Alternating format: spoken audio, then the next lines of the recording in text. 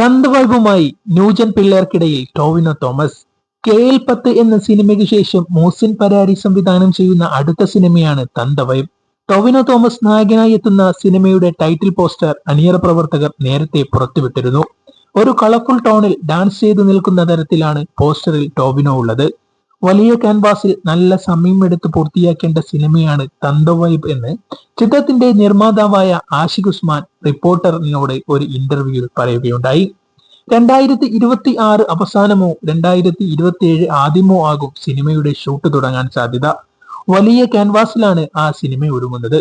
Shoot മുഴുവൻ തായ്ലാന്റിലാണ് plan ചെയ്തിരിക്കുന്നത്.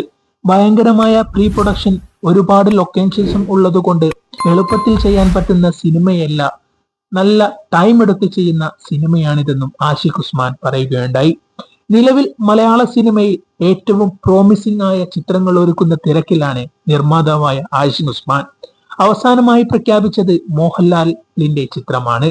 തൽക്കാലം എൽ എന്ന് പേരിട്ടിരിക്കുന്ന ചിത്രത്തിന്റെ ഫസ്റ്റ് ലുക്ക് പോസ്റ്റർ കഴിഞ്ഞ ദിവസം സോഷ്യൽ മീഡിയയിൽ വൈറലായിരുന്നു.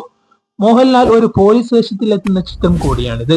ചിത്രം ഒരു കോമഡി എന്റർടൈനർ ആണെന്നാണ് അറിയാൻ കഴിയുന്നത്.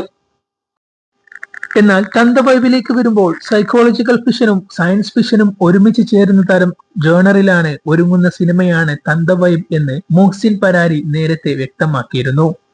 ജിംഷി ഖാലിദാണ് ചിത്രത്തിന്റെ ഛായാഗ്രഹണം നിർവഹിക്കുന്നത്. ചമൻ ചാക്കോ ആണ് എഡിറ്റർ. സിനിമയ്ക്ക് സംഗീതം ഒരുക്കുന്നത് വിഷ്ണു വിജയ് ആണ്.